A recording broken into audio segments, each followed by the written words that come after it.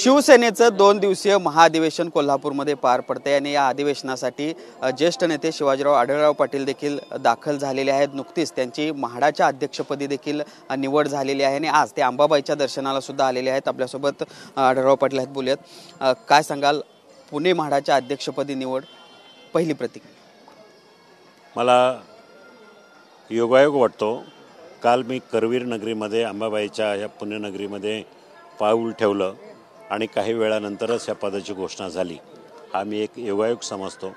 परंतु राज्याचे मुख्यमंत्री एकनाथभाई शिंदे यांनी माझ्यावर हा विश्वास यासाठी टाकला की हाऊसिंग, गोरगरिबांना परवडणारं हाऊसिंग हा अतिशय मोलाचा आणि महत्त्वाचा प्रश्न आहे आणि त्या माध्यमातून ही जबाबदारी त्यांनी टाकली की लोकांना, गोरगरिबांना न्याय मिळेल अशा प्रकारचं जबाबदारी माझ्यावर टाकली आणि मला खात्री आहे की ह्या पश्चिम महाराष्ट्रामध्ये या माध्यमातून मी नक्कीच चांगल्या पद्धतीनं काम करेन। एका बाजूला तुम्ही लोकसभेची तयारी करत होता, दुसऱ्या बाजूला आता काही दिवसावर या सगळ्या निवडणुका आलेल्या असताना म्हाडाचं अध्यक्षपद मिळते।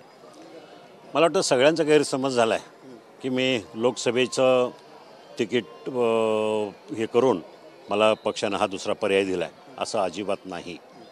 गेल्या दीड वर्षापासून मुख्यमंत्र्यांच्या मनात होतं की मला मंत्री दर्जाचं काहीतरी पद व्हावं, मिळावं, कारण मी पक्षामध्ये एक सिनियर आहे। पण तसं त्यासाठी हे दिलेलं आहे असं काही नाही। मी लोकसभा लढवणारच आहे। माननीय मुख्यमंत्र्यांनी सुद्धा तसं मला सांगितलेलं वेळोवेळी आणि सतत मी गेले 5 वर्ष मतदारसंघात फिरतोय। फक्त एका म्हाडाच्या पदासाठी मी ते माझा क्लेम सोडेल असं नाही आहे। क्लेमचा विषय नाही आहे, आमच्या पक्षात ठरलेलं मी निवडणूक लढणार आहे। पण महायुतीमध्ये जर आपण बघितलं तर तुमची जी जागा आहे त्यावरून आता काही दावे प्रतिदावे केले जात आहेत आणि या पार्श्वभूमीवर हा निर्णय आहे, त्यामुळे शंका नाही, काही दावे प्रतिदावे सगळेजण करतीलच।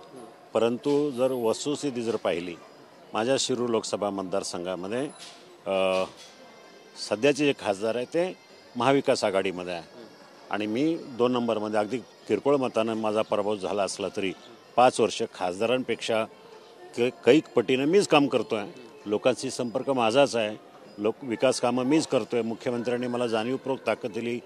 1200 कोटी रुपयाची विकास निधी गेल्या 1.5 वर्षात मला माझ्या मतदारसंघासाठी यासाठी दिला आहे की मतदारसंघाची बांधणी करावी आणि ती मी करतो आहे। गेल्या 15-20 दिवसापूर्वी माझ्या मतदारसंघात खेड या ठिकाणी मोठी सभा झाली। 25-30 हजार लोक त्या ठिकाणी उपस्थित होते। त्यावेळेला मुख्यमंत्र्यांनी सुद्धा शब्द दिला होता की तुम्हाला न्याय मिळणार आहे। म्हणजे महायुतीमधून शिरूरमधून आढळराव पाटीलच असतील? महायुतीचा मीच उमेदवार आहे आणि निवडून येणारा मीच खासदार असणार आहे, याबद्दल काही शंका नाही। तर पहिला पण हे होते ज्येष्ठ नेते शिवाजीराव आढळराव पाटील। खरं तर म्हाडाचं अध्यक्षपद जरी मिळालेलं असलं तरी आपण या शिरूर लोकसभा मतदारसंघावरचा क्लेम सोडलेला नाही आणि महायुतीचा उमेदवार मीच असेल अशा पद्धतीचा विश्वास देखील त्यांनी व्यक्त केला आहे। व्हिडिओ जर्नलिस्ट सुनील काटकरचं भूषण पाटील, TV9 मराठी, कोल्हापूर।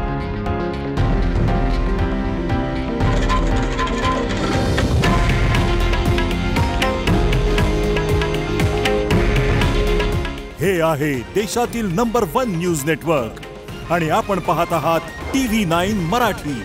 काळजी तुमची, हित महाराष्ट्राचं।